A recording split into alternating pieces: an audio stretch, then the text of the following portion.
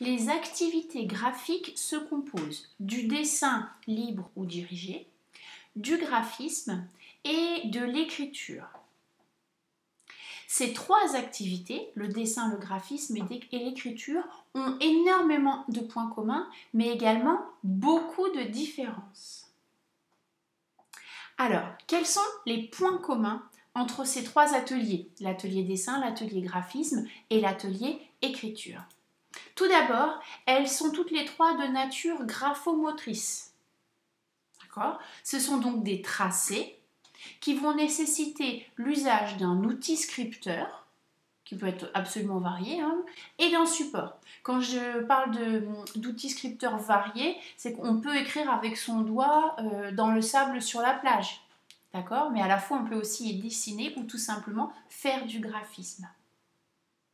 Mais maintenant, quelles sont les différences entre ces trois activités ? Donc, ces trois activités ont une même gestualité, mais des objectifs fondamentalement opposés. Commençons par le dessin.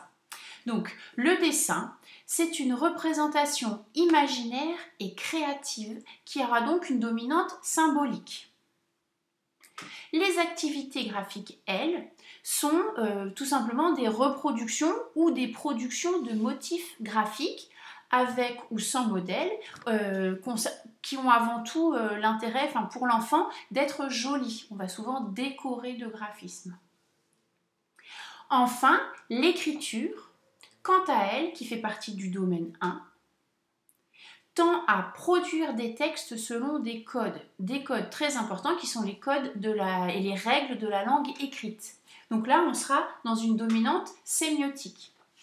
Donc finalement, sur ces trois ateliers, le geste et le corps sont engagés dans une activité qui va tracer sur un support.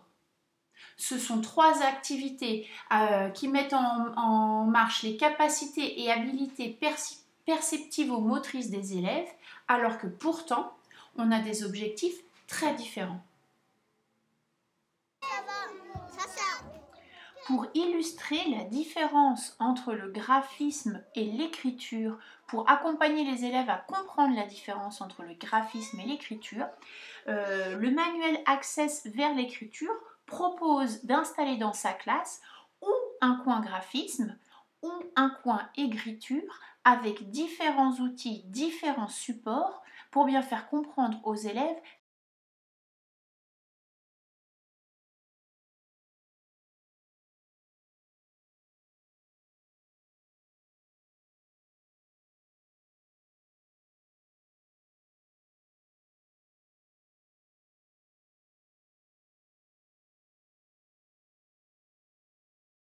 Évidemment, dans ma classe, je n'ai pas de place pour avoir un coin graphisme. Donc j'ai une boîte coin graphisme et j'ai une boîte coin écriture. Dans la boîte graphisme, on trouvera des supports, c'est-à-dire des gommettes, des feuilles déjà encollées, tout ce qu'on a utilisé dans la classe qu'on va pouvoir réinvestir. On trouvera beaucoup de modèles, donc c'est des copies de choses qu'on a déjà faites ou parfois des nouveaux, et des outils. Donc là, ça va être des tampons, des crayons fins, des crayons épais, des pastels. Très souvent, ce sont des outils qu'on a déjà utilisés en classe.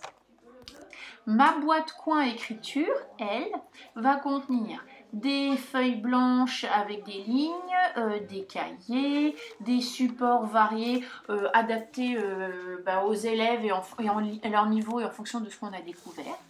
Ensuite, il y aura également des modèles, mais cette fois-ci, ce sont des modèles de production d'écrit, des bandes alphabétiques ou parfois des lettres mobiles en papier. Et ensuite, tout un tas de crayons, tout un tas de stylos pour leur permettre de découvrir ces nouveaux outils.